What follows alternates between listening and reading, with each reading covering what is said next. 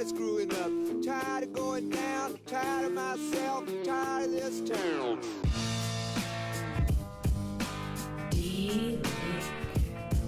Eminent Waste of Time, Episode 3. I'm Doug Southworth. And I'm Chad Shoemaker. And want to welcome you back one more time. We've got a special treat for you tonight. We've got Rob Griffin, who is the owner and operator of TGM Off-Road. We're going to bring him on shortly, but pardon me, again, I need a mute button for all my coughing I'm about to do. Still not over the allergy junk from last week that I informed you about. I'm sure you're all dying to know. So since you're kind of into my inner workings, I was telling Chad on the way over here today, pardon me, more of that. I'm on a major sugar withdrawal. I mean major. So I'll preface this by saying I was realizing I was having really wild energy swings, like just I was top of the world 1 minute, I was bottom of the world the next. I'd have my bowl of some sort of sugary cereal at 6 o'clock in the morning. By 9:30, I wanted to murder somebody. And I decided to knock all that junk off. I've been eating protein in the morning, eggs and sausage, and I've cut out all the junk after meals, like I'm not doing desserts or anything. And I feel physically great, but I want to murder everybody in my path right now. His exact statement was, I want to punch someone in the face. I am the only someone in the room right now. Which is why I'm over here, because it's either you or my wife, so yeah. I'm picking you. I'm built to take a punch. I'll tell you that much. And with no further ado... No, it's going to be a good thing long term. It'll make me a better co-driver, although I'm probably going to lose a few pounds, so we're going to have to reset the suspension now. Or I can just lose some. Oh, you could? I could. I didn't say I will. I said I could. At least in theory. Yeah. So we were going to talk a little bit of news tonight, but unfortunately the news we were really hoping for is not here yet. Can-Am's been teasing us with this new Maverick, and we get shots of the rear wheel rotating in the front fender and people having fun in this new thing, but I guess the announcement is not until about 10 o'clock Eastern time this evening, and it is not 10 o'clock here yet, so we are not going to have that info for you, but if you haven't heard about it, go do some research. By the time you hear this podcast, they will hopefully have let the cat out of the bag, and I'm kind of interested to see what Can-Am has up their sleeve. Yep, it'll be neat. So without any further ado, I'm going to bring Rob in here. Rob, we've got you on Skype there, and I see the green machine itself sitting behind you. How you doing down there? I'm doing great, guys. How's it going? Oh, doing pretty good. Absolutely a pleasure to have you on here. And one kind of a current events type of thing, I'm sure if you haven't heard about Hurricane Harvey, then you've been living under a rock somewhere and what it had done to the Houston area. And Rob, you actually had to leave the house. Yeah, we got we were very fortunate. Blessed is a better description of it, but we did not get water in our house. We evacuated right before it, as it was making landfall. We evacuated the river projections in our area, put anywhere from 4 to 9 foot of water in our house. So we decided we didn't want to be evacuated off the roof like so many other people. So we split town and put everything we owned in the attic pretty much, and everything else we could get in the truck and the trailer. For we made like 3 trips, and the green machine definitely got hauled out of here. So got to keep my priorities straight. You know, so. Save the important things. So you had room for the green machine and your wife and the kids. Like if it came down to it, okay, no, I won't put you in that spot. So yeah, we got out, and we were out for about 2 weeks, I guess a day or two short of 2 weeks, and when we got back in the end of the second week, I guess we had to drive through almost 3 foot of water to still get here, to get into our subdivision. But once we got back to where our house is, we were high and dry, so we were 6 inches shy of getting water in the house. So it's probably the most water we've ever seen here from the river. But I was just going to ask how close it got. So within 6 inches, holy cow. Yeah, 6 inches of, I probably had about maybe like a 5 foot patch of grass all the way around the house. The water got all the way up to the garage door, but it didn't come in. And then in height, it was 6 inches in height before it would break over the threshold of the front door. So we were pretty fortunate. We had our own little island sitting here for a while. Yeah, I was messaging back and forth with Rob during this whole thing. probably almost every day or every couple days. Anyway, we were messaging back and forth, and he was sending me pictures of like his security camera footage and stuff like that he could get, and it was like, it's creeping up. It's creeping up. It was getting close. I'm sure you were way more nervous about it than me, but So we had the subdivision lost power off and on various times. We lost power for about a day, but our side of the subdivision stayed hot pretty much the whole entire time. So we were one of the few that had access to our cameras. And so we have a little subdivision Facebook group, and I was posting pictures on there.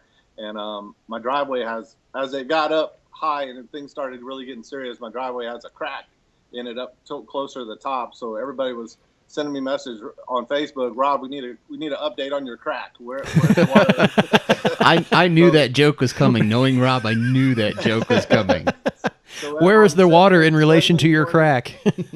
7 in the morning and 7 p.m. I did the Rob's crack update and there was it's a video shot, an image from my video camera on the front showing the water where it was at in the crack, and that's where everybody knew. Because I had shot last year. We had a flood similar to this one from some rain we had up in San Antonio area. It wasn't as bad as this one, but so I stayed through that one. I marked all the concrete, so I knew right where the water was at and the elevation height of that water at that time. I actually didn't have anything to do for a week, so that's what I did. I laser shot all the water elevations, so I kind of knew. I could tell people where the water was at, and they knew based on the height that I was giving them off the water. They knew if their slab elevation, so they knew if their house was taking on water or not. So you are literally the watermark. I was the water gauge for a while, so for sure. Well, Rob, for anybody out there who's listening, I mean, for the 3 people out there, I'm giving us credit. We'll go 3 people that are listening to the podcast. There's your wife, your son, and your daughter. My wife refuses to listen. She says we're idiots, but well, she's not wrong. Well, but we have our own podcast, right? And we've established Rob's wife hasn't listened yet, so yeah, there's 3. Okay, that was remarkably accurate. For anybody out there who doesn't know exactly what you do, give us a little rundown of what TGM's doing in the UTV world. Right now, the only thing we're doing is we're doing UTV doors for the Viking and the Wolverine, and then I'm also selling race-driven brakes. So TGM just started out as a group of guys on Facebook, and it kept growing. And really, our group on Facebook is more of just a community of guys that all have the same interests. We all like to ride. I've made tons of friends. We're trying to go to different places throughout the year and take rides to different groups, because we'll have a group of people on there that are in this area and a group of people that are in this area. And we're trying to go to different parks and see as many parks as we can. And really, TGM is nothing but a bunch of friends. And the doors help pay for the stickers and the cups and the shirts that everybody wants. And it's more of a fun thing, right? Yeah, those. So it really started out as just something to do for fun, and it's taken off, and it's gone really well. And we're looking to probably expand a little bit, probably next year, and get into some different products is what we're looking to do. Is that your kind of your plan for expansion? Is just increase products? And I mean, are you looking to maybe do this eventually full time? You don't have to tell us. I'm just probing. Are you hiring? Please. I don't know that it'll ever make full time. Like I said, right now it's just something that we do for fun, and we really enjoy the interaction with all the people and the friends that we make riding, and that's our goal right now, is to offer a few products at a great price to as many people as we can, and continue to grow friendships and places to ride. Right now is our number one priority. If it grows into something bigger someday, great. If it doesn't, it's not going to hurt my feelings none. I like the tight-knit group that we have and the friends that we've made. Yeah, no, I fully agree. I met a little background. I met Rob. It's been 3 or 4 years ago, something like that. Yeah. We met in West Virginia, riding with a bunch of other people. And I mean, I didn't really get to talk to you a whole lot the first year. The second time we got to talk, and then I didn't make it to the last one. We've just kind of stayed connected on Facebook. Hey, look, dogs. Sorry about that. That's all right. He wants to join. We're keeping it real. And the thing that I always give Rob grief about from that West Virginia trip, you broke more parts than anybody else. I think, than everybody combined even. Do I need to kill him? No. Give him No. give him a beer. Rob's dog drinks beer. Doesn't he? Or she, whatever it is. I don't know. And I got to say, that was a real heartbreaker the other day on TGM when I saw the post that the beer fridge, it was gone. It had finally breathed its last. And for those of you who haven't met Rob or seen TGM on Facebook, he's got calling it a sticker fetish is probably a little bit soft. Gosh. There's stickers everywhere. So the fridge is covered. You almost need to keep it. Just, I don't know, use it as a tool chest. A couple of people told me I should cut the skins off of it and save it, but Hey, there you go. Man cave decoration. I like that. there you go. I may do that. It's pushed out to the curb right now with everybody else's trash that got flooded. But Well, no, but yeah, but back to what we were going with. Rob, he broke a lot of parts on that trip. Was it a tie rod and a couple ball joints, or I think on the first trip it was for sure tie rod. Oh, the very first trip is when I sunk it. Oh yeah, yeah. I sunk it pretty deep, and the clutch filled up with mud and pretty much ended my ride. And then the second trip is when I broke all the tie rods. I think I went through like 3 that weekend. Yeah, I believe it was. I have a little issue with that right skinny pedal, and I'm not easy on tie rods at all. So. You are preaching to the choir, my friend. Have you seen all the race posts? I've seen your carnage. I have seen it. No, the skinny pedal's the fun one though, so there's nothing wrong with that. Parts are replaceable, but you can't have fun if you're not on the skinny pedal and breaking stuff. Well, maybe you can have fun if you're not breaking stuff. Yeah, breaking stuff not so fun, but yeah, but when you're 17 hours from home, yeah, kind of takes the fun out. It puts of the a little ride. damper on it, that's for sure. Well, I've seen some of your product, and you definitely, like you said, you're not you're kind of focused on a very specific niche and not making a wide variety of stuff. But what you're making is solid, and the community you've built there on Facebook is, like you said, it's a tight knit group. I'm following about, I don't know, a dozen different UTV pages, but honestly, yours is the most friendly, the most welcoming it is. It's just a great place to hang out, talk with people who are interested in the sport, who want to improve their machines, who have questions. I mean, I've seen questions come through that were pretty basic, but nobody makes anybody feel stupid. Hey, if you don't know, ask. Well, somebody's going to fill you in and take care of you. Right. Yeah, we try to keep the group open. There's a lot of diehard Yamaha guys and diehard Polaris guys, and we try to keep it friendly. And at the end of the day, I mean, all of our machines have problems, but at the end of the day, we all need to ride together, and that's why we try to keep it friendly like that and help each other. And a little banter back and forth is always going to happen, and it's always fun. But I love my Yamaha, but I'm not brand loyal. I mean, they're all good machines, and they all have their ups and downs. And as many parts as I broke on that, I have no room to talk about anybody's bike. They're all going to break. I mean, we're running these things Absolutely. off-road. Every one of them's going to break. And if not, then you're just leaving it parked in the garage, and it's a trailer queen. It's no fun. Yes, exactly.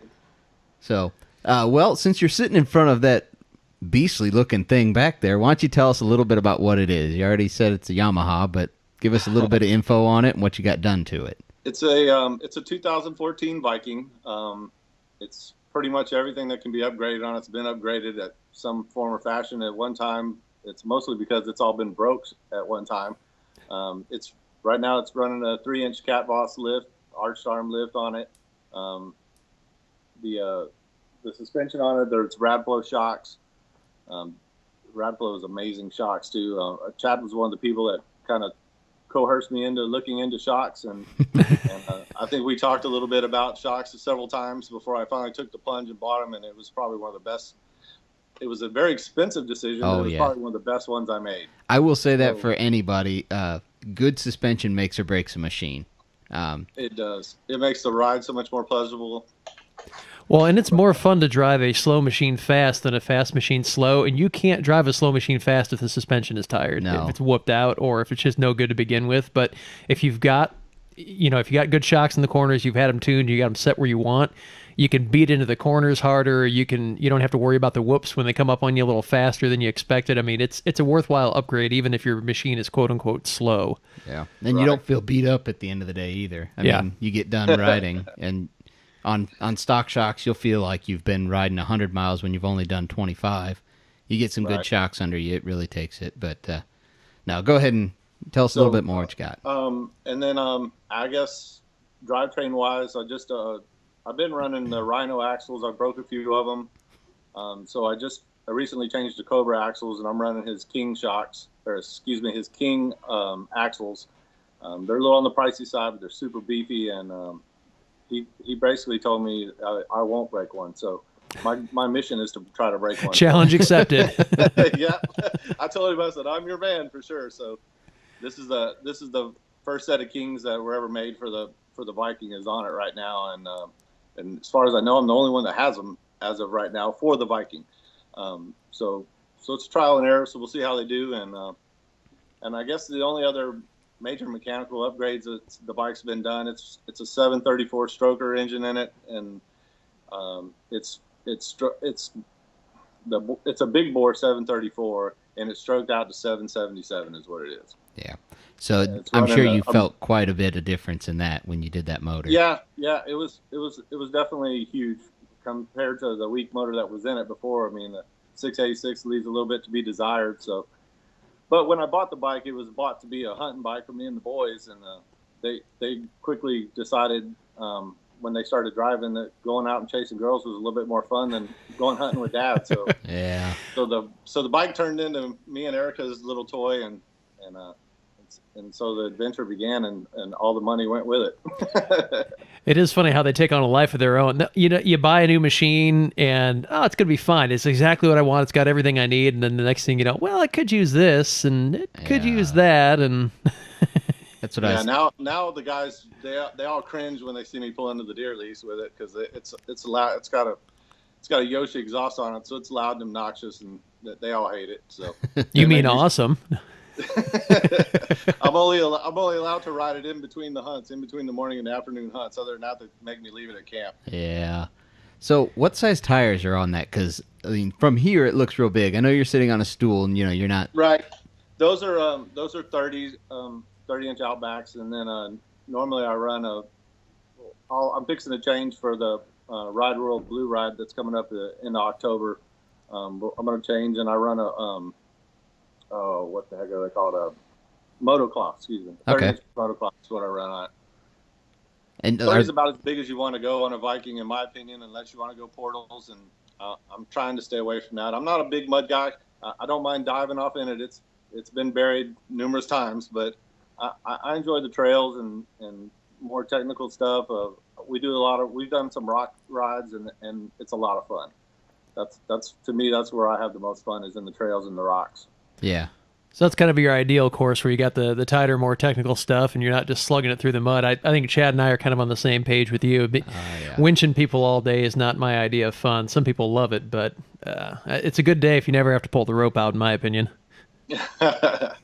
I don't mind it. I mean, it is fun, and when you're riding in a group, the last time we went to the mud park, that's all how the day went. It was everybody getting stuck, everybody winching out.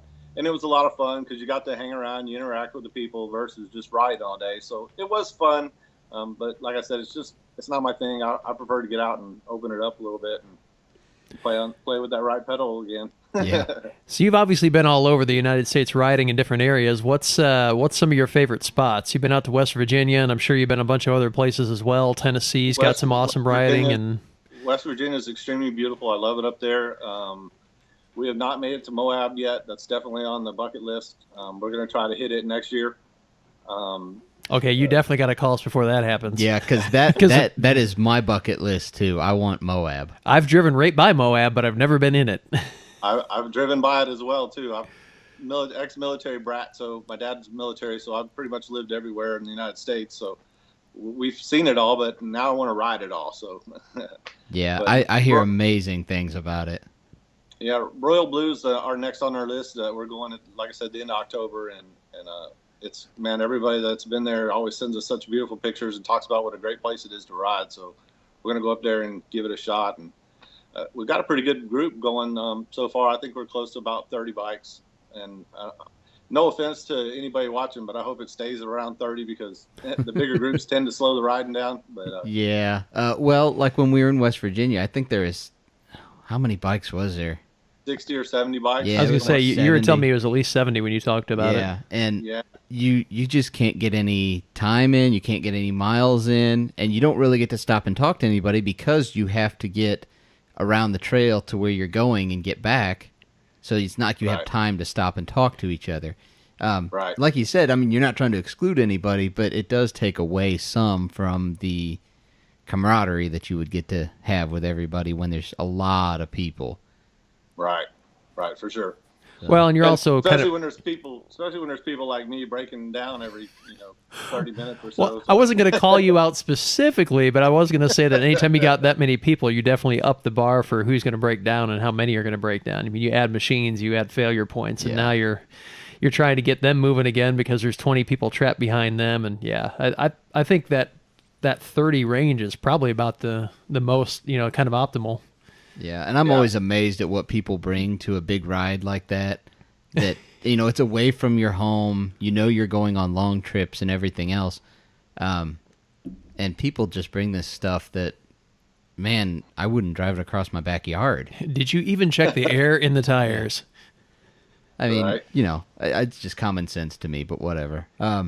So there's kind of your trail riding tips if you're listening to this. Make sure before you go on a ride, you just want to do some basic prep. You want to make sure you have checked the air in your tires. But above and beyond that, basic tools. A lot of these buggies use the same bolts over and over again. You don't need a vast array of wrenches. If you've taken it apart at all, you know which ones you need.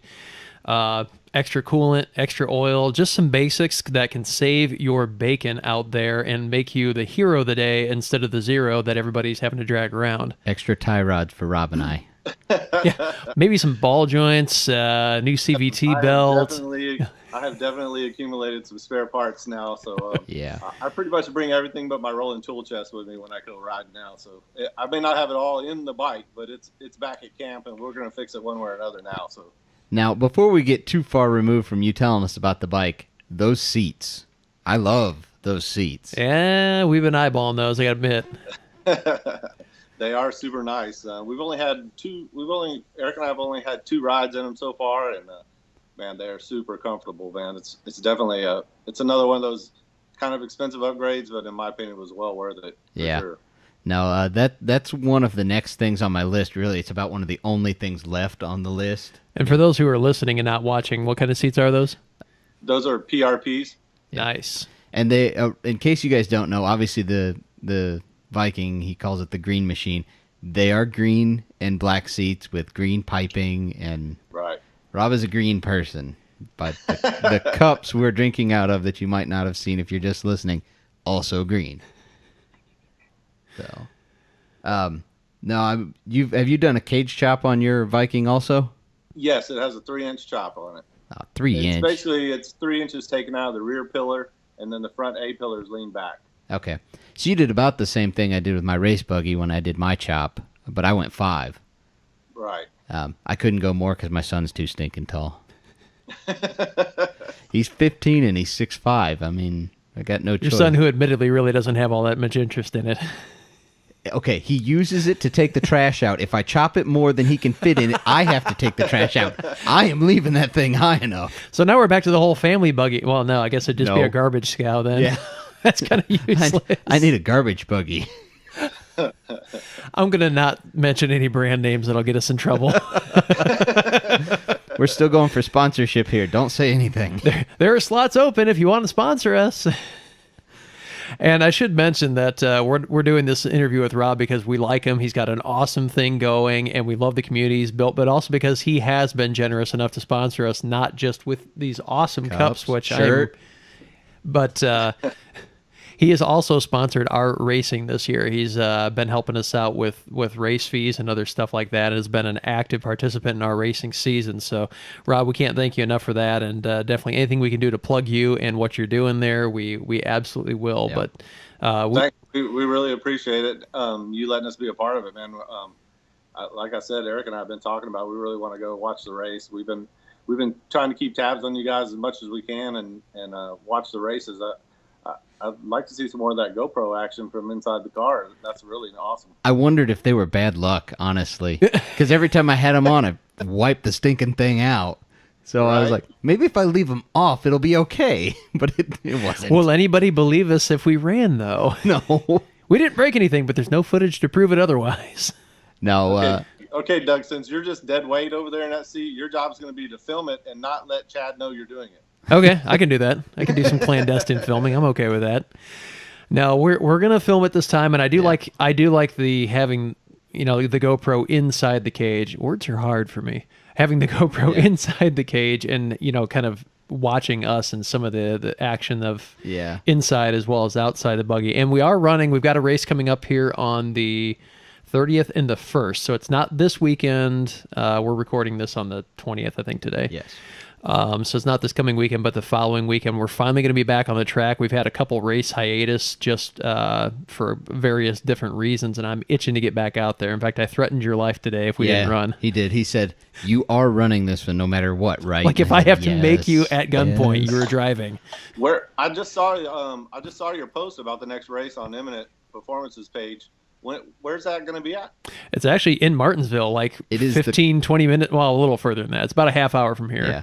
It is nice. It's really one of the close ones. So actually, we get to sleep in our own beds at night there. Awesome. So yeah, we'll drive back and forth. But I honestly, most times I would rather do that than Doug's camper is nice. Don't get me wrong. Doug supplies the camper. I supply the race buggy.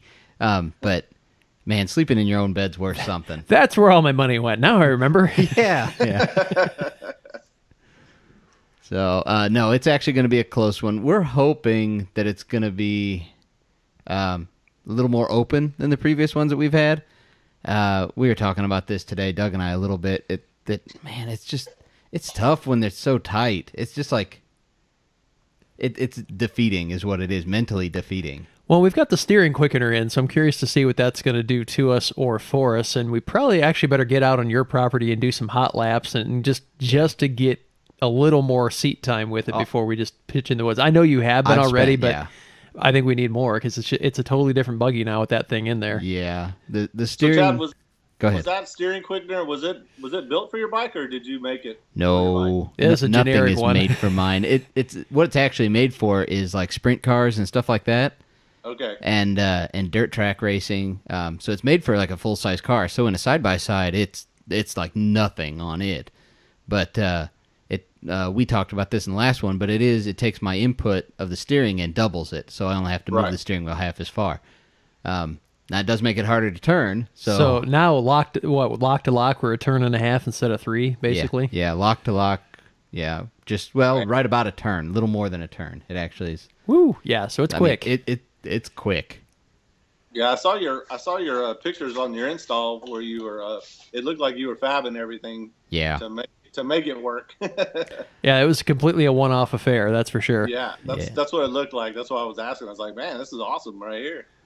Yeah, I was telling Doug, really the only thing that's left stock in my steering on my buggy is there's about 6 inches of the original steering shaft that's been cut down. It was like a foot long, and it's down to 6 inches. Everything else, from the rack to the tie rods, all of it, everything is now custom made or fabricated or modified, or there's nothing normal anymore. Now, Rob, I don't know if you're like Chad, but typically once he gets a project done, like it's right where he wants it, he sells it and moves on to something else. So I don't know if you're wired like him at all, but what would you say your next step is? You got the green machine there, and it is sweet. You've got it tricked out. You got it about where you want it. But if you had to go elsewhere, what's enticing you out there in the UTV world right now? Hands down, the X3. Yeah. That is me. I've said the exact Such a same mean thing. machine. Oh, my word. Can-Am's got it going on. Yeah, man, sure. That suspension, I've yet to ride in one, but man, that suspension just looks like it walks over everything. Right. The only thing, they look like they sit really low. They do. I was trying to decide if it was just that they sat low or it's because just an optical illusion because you sit so far back and you're kind of reclined. I mean, it's a totally different seating position than most UTVs that you're used to because the Razors have that real abrupt short front end. Yeah. And you're sitting probably twice as far back. Yeah. Yeah. I really want to ride in one. I would love to own one, but I am not going to come off that kind of money to go wedge it into trees. That's a lot of money. That's why there's not one sitting in my garage. Yeah. Yeah, I can see that. So, well, the the machine looks nice. I'm really enjoying your machine back there, Rob. Every time I've seen it, you've done something different. I see you have your own doors on there, the doors that you sell. Yes, sir. You like those? I mean, there's been this big debate. Love them. There's this big debate right now. For a long time, there was really no one making doors for the Viking or Wolverine. And then I pointed Rob towards a guy who had made my doors. And we both kind of started hounding him to get on making some doors. And he finally did. And I think it actually got you and him. I really had nothing to do with it after pointing you guys together. Were you the first ones bringing doors out for the Wolverines and Vikings? Yep. Well, Trail Tubes came out with a set around the same time they came out with a set. It's a decent looking door as well. In my opinion, it's not as nice, but it's more of a straight door. This one's curved outward like a race style door. It gives you a little bit more leg room. Yeah. So that's actually the set that's on that bike. Is the very first set he made was for the Wolverine, and we weren't sure how to do the Viking as well. So he sent me a set of Wolverine doors. And we made some changes to the doors, and now the same door that fits the Wolverine will fit the Viking. It's the exact fit. Man, that's nice. That's awesome. We just had to tweak the Wolverine door just a little bit, and the little front filler panel is the only thing different on the two bikes. Well, that makes it nice for them manufacturing it, but that also, I'm sure, makes it nice for you. I mean, you can kind of, the people that are looking at them, because yours is a Viking, the people that have a Wolverine are wanting to look at them, and they see you out and about. They can picture exactly what it's going to be. Yeah. We've actually sold a lot more Wolverine doors than the Viking doors. I thought the Viking would be the one everybody was after, but it seems to be the Wolverine is getting to be a little bit more popular of a bike now, and we have some really cool graphics. The Wolverine has graphics on it from the factory. The SEs do, and they have more color options, and the graphics change on the bike. So he's got a few designs that kind of integrate those graphics in through the door, man, and it's really turned out sharp, and it almost looks like the bike should have came with that door on it after he puts the graphics on it. It's a really nice fit. Well, now with the Wolverine X4 coming out, do you have any eyes on producing something for that? Because obviously it's going to be a different product. Yeah, I don't know, man. I guess we're going to wait and see. There's a lot of demand for other bikes right now, so we're probably going to focus in that direction and see how this X4 goes. And if it takes off, then we may look at it. But right now, probably not. Okay. Well, that makes sense. I mean, how many people are going to buy one right away? And how many people are going to want to spend that kind of money? Oh, Doug said he wanted one. And then how many people are going to want to spend, what are they, 600 and something for the doors? You can tell us a little bit, Rob, them better. Yeah. Just the solid black doors are $650, and then if we do custom graphics or camo or one color, or you can send us your image, we can print it on the doors. You're looking at about $720 for the Viking and the Wolverine doors with the graphics. And that is shipped prices also, right? Yes, sir, correct. Man. And that's a deal. I mean, the quality of these doors really can't be overstated. They don't just have the racing look because they have the kind of the bowed out section. You can see that real taut crease in them where they're pushed out to give you some more room. Right. But they're racing quality doors, folks. I mean, they legitimately are just really solid, really well built. You're not going to buy them and be embarrassed to have them on your rig. It'll probably be the nicest part of your rig. Yeah. I believe Chad's tested those doors out before, haven't you? Yes, a couple times. Maybe, possibly. A guy I know, I let him drive my machine, and he rolled it. And it ruined the cage. I had to completely replace the cage. The doors stayed good. The only thing it did was tear up the skin a little bit, and I honestly could have lived with it, but I just called the guy's name's Roden. He's also one of our sponsors, www.utv-doors.com. And I said, hey, can you get me another skin just like my other one? He said, yep. Sent me a skin. I mean, it was, I paid him for it, and it was relatively cheap. I mean, I'm wanting to say it was like $100 or something for the skin with the graphic and everything. And keep in mind, this wasn't local. This came from Russia. No, these come from Russia. Right. I mean, so the shipping's costing something for real.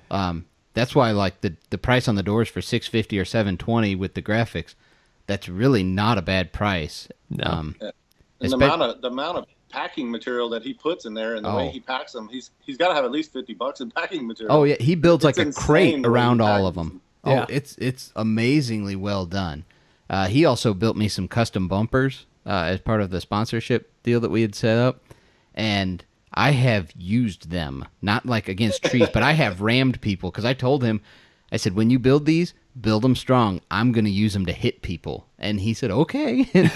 Doug's been with me. I have rammed people. I'm like, get out the way.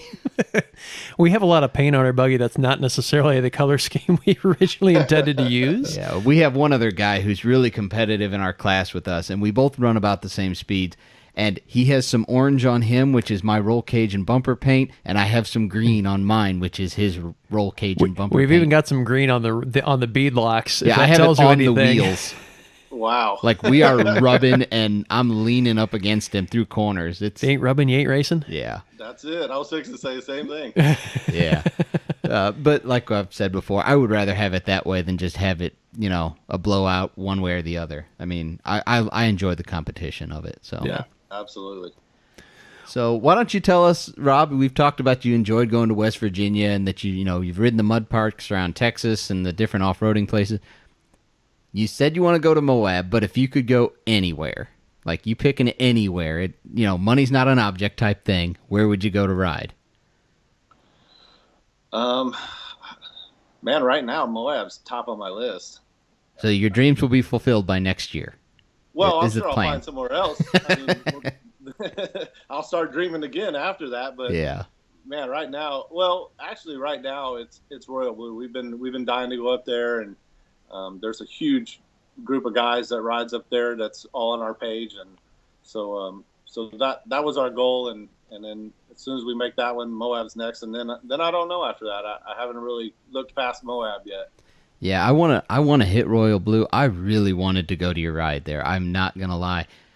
I don't think we can make it because it is like literally race weekend. Then it would be Fix. Ride Royal Blue, and then it's like GNCC race. Yeah, we've got a race every other weekend right now because we piled the GNCC race in there, and the way Midwest schedule worked out, we had a long break, and then we have a short break to make up for the long break. So it's going to be basically gangbusters from here through the end of the racing season in November. Yeah, it's basically an every other weekend event, and I really didn't want to blow it up before GNCC. I mean, Right. if I blow it up on the last race of it, whatever. I mean, I don't care at that point, but Exactly. GNCC, for those of you that don't know what we're talking about with GNCC, it's a national series. It's kind of like the ultimate of cross-country racing. And these are the big boys that are running there. The high dollar, they're paid to do it. They are big sponsors, factory. Not that, hey, I would love to have it, but I don't think we're going to get it. I just want to get out there and run with them and see what we can do. So Yeah. that's what I'm looking for. So let's see. My dream trip of where I want to go, Ride Royal Blue or someplace like that would be neat. But I've been in that kind of, because we're not that far from it. I mean, I've been down in the hills and stuff like that. Moab is my dream trip for right now, just because it's something completely different from what I've ever ridden. Exactly. I definitely want to see it as well, but there's one other place I'd like to check out, and I can't remember for sure what state it's in. I know it's out west. I want to say it's like out in Idaho or something, but there is a huge sand park. Yep, it's in Idaho. I can't remember the name of it, but they do have. But it's some ungodly amount of acreage that Yeah. just, we've been up to the Silver Lake, which is 600 acres, and it's cool, but you can get bored in a hurry up there, especially if it's busy and you can't really ride because you're just on top of everybody. But I'd really like to get out and see that at some point as well. Yeah, I'm wanting to say it's like 5,000 or 6,000 acres. I mean, it's something ridiculous amount, and It's like a sand dune park or what? Yeah, it's all sand. all Like in the sand. middle of Idaho. It's like this freak of nature that, I don't know, God dumped a bunch of sand right there. Now, And- see, that's where you'd want that X3, because that thing out there yeah. would be a hoot. Yeah, X3 and paddle tires, yes. Oh, yeah. yeah. I got paddle tires. Ask Doug, I have like a serious tire problem.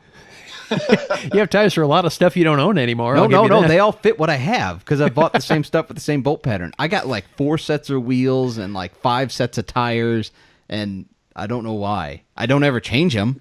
I just keep running what I have.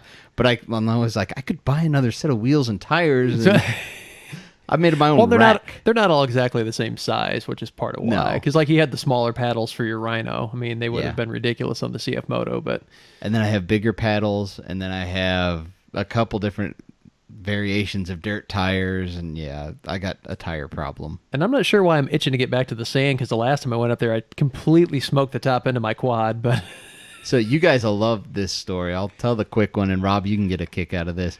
So I go up there. This was when Doug still lived up north, and basically I would drive up to his house. We'd stay the night there, and there was another guy going, and then we were going up to Silver Lake Sand Dunes the next day, and we were going to stay there all weekend. So the night I get there, overnight, the guy who was going with us, his dirt bike gets stolen out of the back of Doug's truck, which was going. now I'd lived there for 9 years at this point. I'd never had anything stolen out of my driveway. My quad sat in the driveway for probably 2 weeks with the keys in it. Nobody messed with it. This was the one freak night that somebody decided to come through and ransack bikes in the town. In fact, the local dealership, They got hit. they got hit. In fact, we stopped up. We filed the police report. The police took off and said, well, I need to get a plug for this quad to get it running right, so let's head over to the shop. We stop in, and they were talking about how somebody had broken into the yard that night and stolen several bikes out of there. So some crew rolled through, and they stole his bike right out of the back of my truck. So now we're down a machine already. So we think, okay, we're still going. It's not, it's not going to be that big of a We deal. still have 3 seats because we Yeah. got a side-by-side and a quad, so there's still 3 seats. We can still have fun. And we get it in our heads. We're going and we're going to have fun no matter what. Well, we get up there, and it wasn't 30 minutes into it that Doug's air intake comes off on his quad, and it just sucked a mouthful of sand into it and just done. I'm going up this dune, and I feel like I missed a shift because it's bogging bad. I'm like, I didn't feel like I missed one. So I kick it down again, pin it, and it just goes, wonk, and just stalls. I crank it. It doesn't sound right. I pull the seat off, and all I see is the intake tube is off, and the whole mouth of the carb just has sand packed around it. I'm like, well, she's done. Man. Yeah. So that was that problem.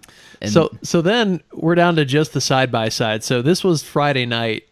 We decided I wanted to get the machines in there just to test them out to make sure we didn't need to do anything Saturday or find any problems that were going to prevent us from riding on Saturday. And we found a major problem. I had sand all in my engine, so we're down a machine. So we're trying to decide what to do. So we go in the next day and we just take the side by side in, and it's fun.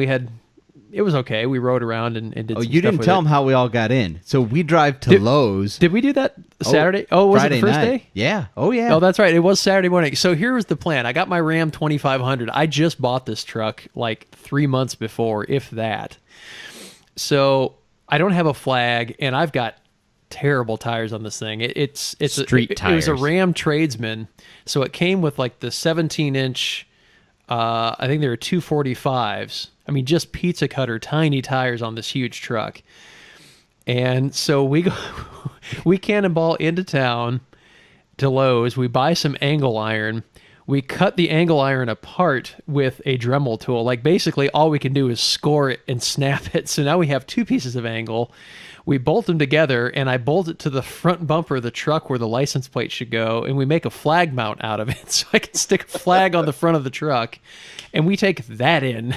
Well, and the side by side. And the side-by-side. So we had like one thing that was slow and cumbersome in the sand, and the other that was reasonably fun in the sand. And I wasn't doing Doug any- just beat that thing through the sand. I see this big old white truck just whop, whop, whop. Just those shocks are not made for dunes. No, they really are not. And those tires were letting me down on all sorts of fronts. Yeah. I did pull a Ford out of the sand, though. Yeah, you did. Congratulations. So no, that was one of our lovely trips. That's generally how it goes. And then, of course, on the way back, I go to air the tires back up, and I lose a valve stem. Yeah. So that was the last part of it. I got it to hold. Like, I kept putting air in it, kept letting it out, and I kept jiggling it, and I wiggled it, and finally I got to the one magic spot where it'd hold air, and I drove all the way home that way. Yeah. That was a rough weekend. That really was. It just blew up more stuff. Stuff got stolen. And this truck, like I said, I just bought it, and it was my daily driver, so I'm legitimately concerned that I'm going to do something stupid and blow it up, like just hit a whoop too hard and crush the front suspension or break an axle or just, it was not set up for what I was doing with it, but Yeah. So, yeah, you live and learn. fun and stupid things that we all do. I mean, you do what you got to have fun when you're out there, right? So the moral of the story is anything can be an off-road vehicle if you want it to be. I saw a guy off-roading a Geo Metro. They don't weigh anything. He had like the doors pulled off. He was up in Canada just beating that thing down through the trails. Well, let's be honest. What else are they good for? Not much, yeah. So, no, we ended up making the best out of a bad situation and had a good time, and it was good. So, well, we're getting a little long in the tooth for our normal episode. We want to give Rob a little extra time, but Rob, thanks for coming on and taking some time out of your busy schedule to be on the show here. It's always good to talk to you. And if people want to find you or find doors or anything that you provide, where's the best place to get a hold of you at? Right now, our website's under construction, so right now, Facebook at TGM Off-Road is probably the easiest way to get a hold of me. Well, the website should be up in the next month or so, probably. We're not a tech guy like you guys are, so it's taking us a little bit longer. Well, if we can ruin that for you in any way, just ask. We can screw that up as good as anybody. yeah. Chad has offered already, so. And you haven't taken him up, so Smart man. All right. Well, hey, we do want to thank all of our sponsors, namely TGM Off-Road, but Watch Communications has generously provided the hosting for the website and for the podcasts. And we've also got utvdoors.com that has provided doors and some other guidance that we've needed throughout the year. And also Colby Valve. If you haven't seen Colby Valve stems, they are amazing. You can change them at the side of the trail without any tools in a matter of a couple minutes because you don't have to get inside the rim to change them. Yep. So just go to colbyvalve.com. They are an amazing product. It's not just one that we are toting because they're giving us money, because they're not giving us any money. They've supplied us with some valve stems, and that's about it. But we believe in the product. It's what we run every race season, and we haven't had any issues with them. So, Sorry, guys. oh, That's don't apologize at all. That's awesome. So, thank you to all of our sponsors, and Rob, thanks once again for coming on. We really appreciate it. Thank you for having me, guys. I really appreciate it. Really enjoy the show. All right. All right. Sorry about the dog. Oh, don't It's all right. apologize. All right, everybody, we've got some awesome stuff in the pipe, so stay tuned. We've got some podcasts we think you're really going to enjoy. We're going to do some remote location type of stuff, and should be a lot of fun coming up here. But thanks once again for riding along with us, and we'll catch you later. Thanks, guys. Deep